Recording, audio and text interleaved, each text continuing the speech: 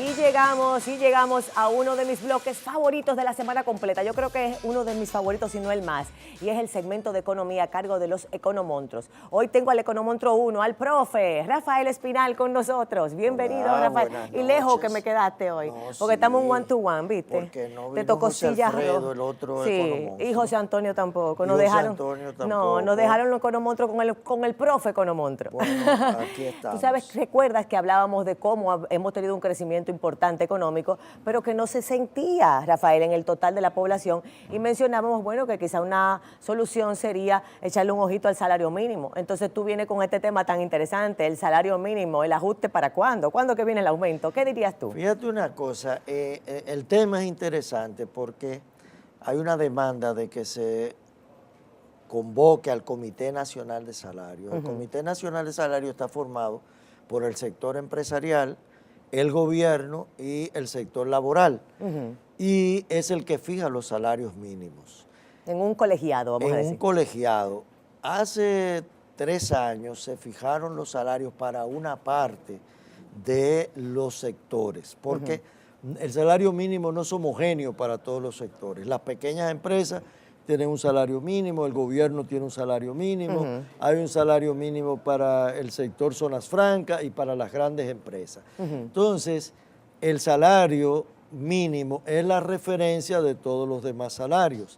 El gobernador del Banco Central incluso... ¿Es un promedio, pregunto? El salario mínimo es el mínimo que se debe pagar. El más bajito de todo, de la escala completa. De la escala, pero al modificar el salario mínimo, eso hace que todos los demás salarios tengan que subir un poquito. Suben, claro. Si no en la misma proporción, en una proporción que mejora la condición salarial. Para mantener esas brechas. Para mantener las brechas. Claro. Ahora, los salarios en la República Dominicana son muy bajos. El propio gobernador del Banco Central, cuando habla del crecimiento económico, siempre señala la necesidad de aumentar los salarios, porque ese crecimiento no está yendo a la gente asalariada, a los más pobres.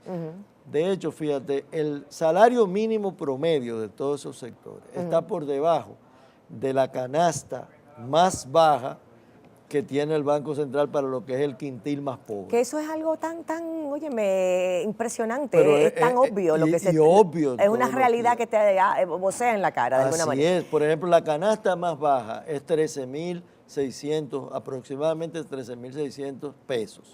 El salario promedio de las grandes empresas como de las empresas más pequeñas es alrededor de 11.000 pesos el mínimo, porque hay que coger 2.000 prestados mínimo. Hay que coger sin contar con que hay otras cositas que pagar, porque hay que ponerse 3 trapitos, aunque sea de paca, hay que comprar otras cositas. O sea, la pura verdad que...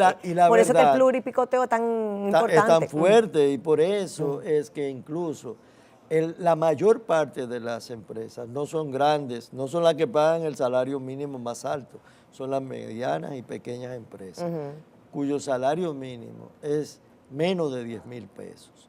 Entonces, esas empresas están 3.000 y pico de pesos por debajo de la canasta básica del sector más pobre de la población.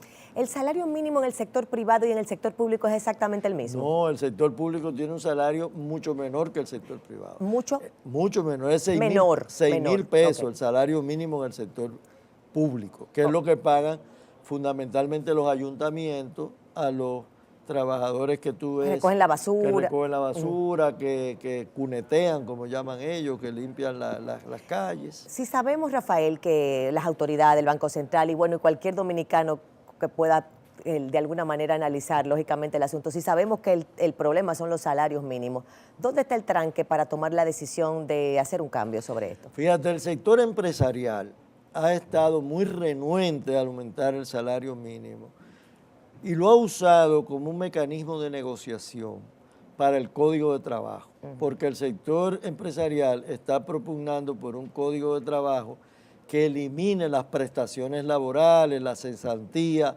Entonces, un poco quiere negociar el aumento del salario mínimo a cambio de que el sector laboral acepte una modificación del Código de Trabajo para liberalizar el mercado de esas, digamos, de esos derechos que tienen asumiendo los que las AFP entonces cubren esto.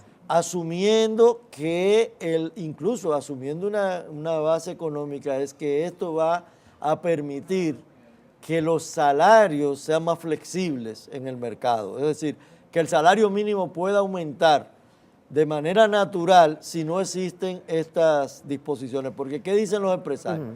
Si yo te tengo que pagar un salario mínimo y te aumento el mínimo, tengo que pagarte más prestaciones y más cesantía cuando yo te liquide.